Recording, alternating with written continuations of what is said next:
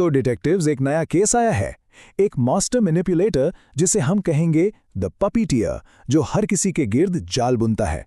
आज हम इसको बेनकाब करके रहेंगे। अगर ये टेक्निक्स नहीं पता ना, तो भाई तुम किस दुनिया में हो। इसका मतलब है कि कोई भी इन्हें इस्तेमाल करके मैनिपुलेट कर सकता है। चलो, अगर पहले नहीं भी पता था तो अब एंड तक देखो, कम से कम खुद को तो बचा ही लोगे, वरना कोई ये सब देखकर तुम पर ही इस्तेमाल कर जाएगा।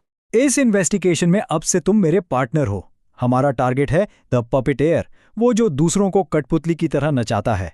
तो चलो इस केस को सॉल्व करते हैं। ये जो पॉपिटियर्स है ना, यानी कि मैनिपुलेटर्स, ये हमेशा एक नकाब पहन के रखते हैं, लेकिन उनकी असली नियत उनके लफ्जों से नहीं, उनके एक्शन से जाहिर होती। इन्वेस्टिगेशन का सबसे पहला उसूल याद रखना, इंसान का जिस्म और उसके रिएक्शंस सच चीख चीख कर बताते हैं, भले ही उनके अल्फाज झूठ बोल रहे हों। हम उन इशारों को ढूंढ रहे हैं जो लफ्जों में कभी नहीं मिलते।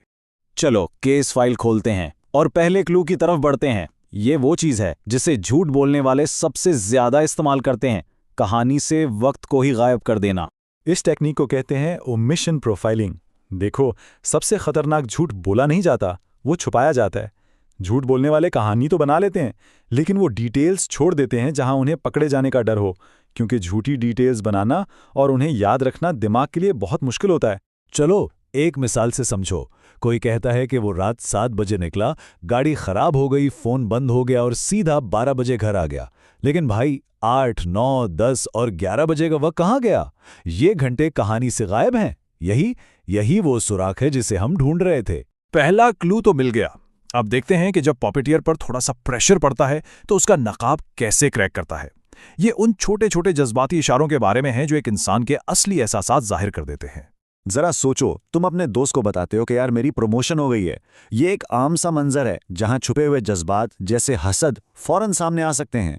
वो फौरन से कहता है, वाह मुबारक हो, मैं बहुत खुश हूं। अल्फाज तो बिल्कुल परफेक्ट हैं, है ना?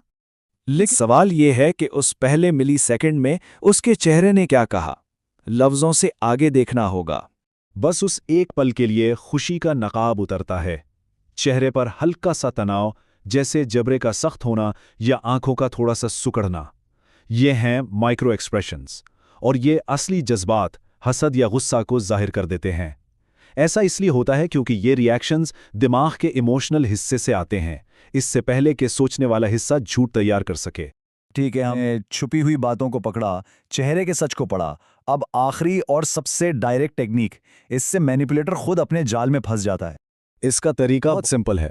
पहले आम गुफ्तगू शुरू करो, फिर अचानक एक पर्सनल जुमला बोलो, जैसे मुझे पता है उस रात क्या हो रहा था। बस अब सामने वाले के पहले 1 सेकंड के रिएक्शन को गौर से देखो। वो पहला झटका, खौफ या गुस्सा, वही असलियत है। क्योंकि जब कोई ऑफ गार्ड पकड़ा जाए तो उसका फौरी इमोशनल रिएक्शन उसके सोचे समझे झूठ से पहले बाहर आ जाए। मुबारक हो, केस सॉल्व हो गया है। लेकिन ये सिर्फ केस सॉल्व करने के लिए नहीं था, ये तुम्हें एक ऐसी टूल किट देने के लिए था जिससे तुम खुद को बचा सको। तो ये है तुम्हारी डिटेक्टिव टूल किट।